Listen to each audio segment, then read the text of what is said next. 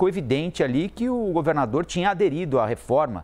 Chegou a dizer que concordava com 95%, que os 5% restantes era uma questão de negociação relativamente tranquila, se colocando à disposição, inclusive, para ir ao plenário, sentido figurado, evidentemente, para convencer parlamentares a votarem pela reforma tributária. O que o senhor achou desse posicionamento do governador de São Paulo, hein, professor? Olha, Colombo, política é aquela história, várias frases são atribuídas lá, mas por alguns dias foi Magalhães Pinto, né?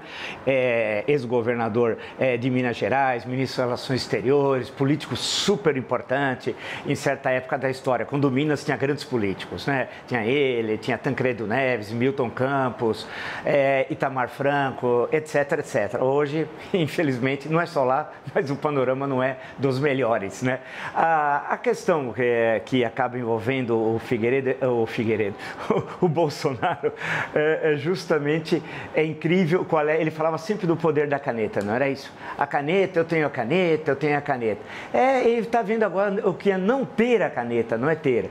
E condenado pelo Tribunal Superior Eleitoral, vai ter outras condenações do TSE e tem as ações penais, certamente, que vão correr no Supremo Tribunal Federal. Aí o PL não vai ser denominado como o partido do Bolsonaro e voltará à denominação tradicional, o PL do Valdemar Costa Neto.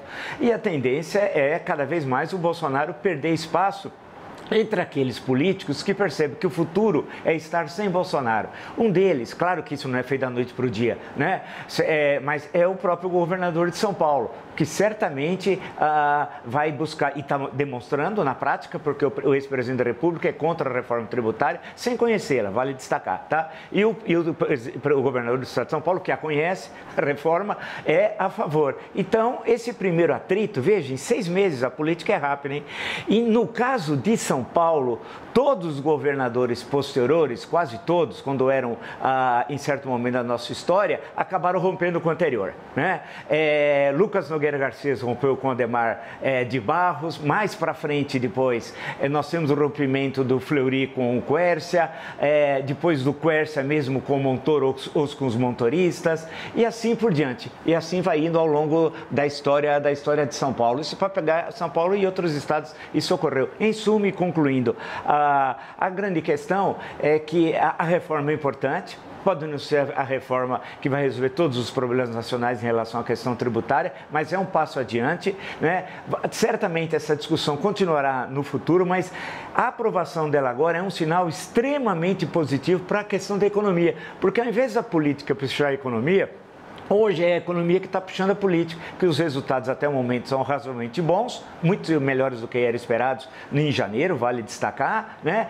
E aí passa pela equipe econômica. E por fim, eu vi uma questão num jornal, o argumento do governador de São Paulo dizendo ao Bolsonaro que é a nossa reforma. Não, essa discussão tem o Bernard Api, tem uma longa história de pessoas que participaram dessa discussão, apresentaram essa proposta, tem alguns que são contrários. O Felipe Salto, por exemplo, que é um brilhante economista do IFE, foi secretário da Fazenda de São Paulo, alguns se posicionam contra, mas eu acho que é possível, nesse momento, aprovar e mais à frente, se for o caso, fazer algumas reformas necessárias. É a prática que vai ser o critério da verdade. Alguém vai perder um pouco, alguém vai ganhar um pouco, é impossível todos ganharem, e vamos ver como é que fica na prática essa reforma tributária. Ela deve simplificar o pagamento de impostos, isso leva à diminuição de custos, vamos ver que reflexo vai ter na vida do povo brasileiro quando for ao supermercado, né?